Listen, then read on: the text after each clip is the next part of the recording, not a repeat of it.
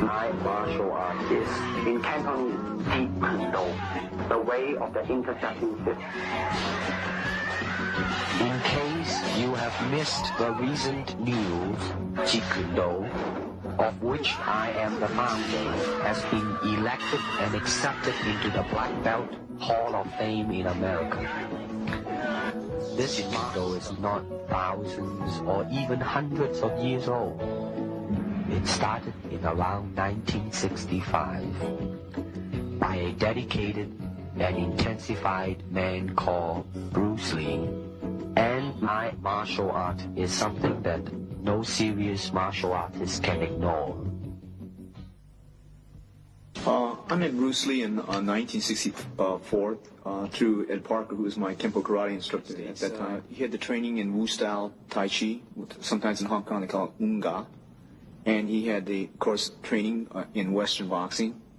He had training in fencing from his brother. That's Epee, that goes from toe to head. He had training, obviously, in Wing Chun. And the other area was the training he had received in, they call it Buk Pai, or it's Tam Toi. He knew 12 sets in Tam Toi. And then believe he traded with a Choi Lee Fat man. So those were the arts that Bruce brought into the United States.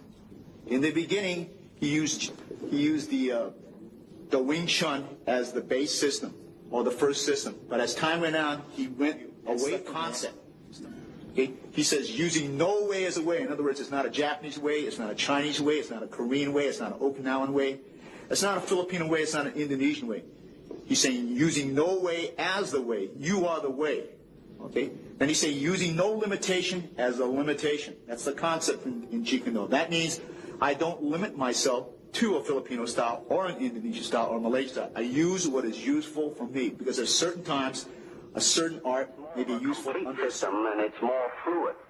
Kung Fu can be practiced alone or with a partner. Practicing alone, they involve form. Some imitate a crane, a monkey, a praying mantis. Martial art include all the combative arts like karate or karate, judo, Chinese kung fu or Chinese boxing, whatever you call it. All those. You see, like Aikido, Korean, I can go on and on and on. But it's a combative form of fighting. I mean, it's not, some of them became sport, but some of them are still not. I mean, they use, for instance, kicking to the groin, jabbing fingers at the eyes and things like that. He mixed his trapping into grappling. He had 32 different sequences, as you could see in The Game of Death and the Way of the Dragon, those two films. He was getting into grappling, the face locks, the head locks. Originally, Bruce taught us various different trapping methods. For instance, if the punch was to come, and we were to trap it, we would come back here and we would lock up. This would be the lock-up positions that we would use. To me, okay, to me, ultimately, martial art means honestly expressing yourself. Now, it is very difficult to do.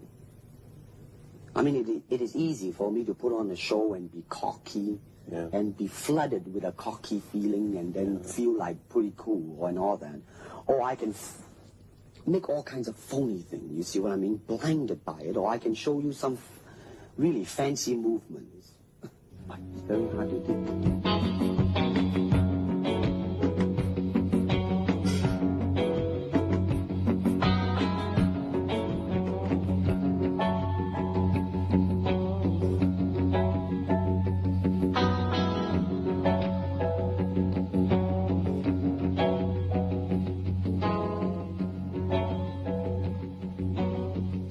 Ever since the big boss, there seems to be a wave, a hot wave in fact, of finding another Bruce Lee among all types of people, particularly martial artists. They possess the ability to act just so as they can halfway decent to kick or punch, and hopefully, knowing a few tricks or gimmicks, the producers will make them a star.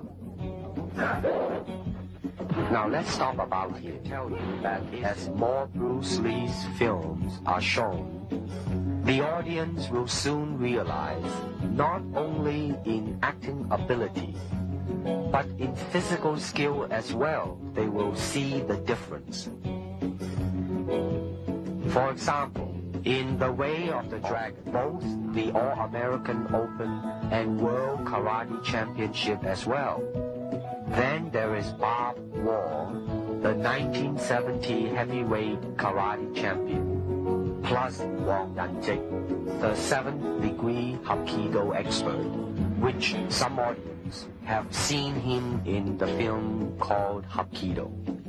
Of course, it is only movie making, people will say, but I'm sure that the audience are not so insensitive as to not be able to see and judge by themselves and compare these men's speed, power, rhythm, coordination, versatilities, etc., etc. 用武之地的粉丝们，大家好，我是维瑞，请关注中国搏击，请关注用武之地，用微信搜索用武之地。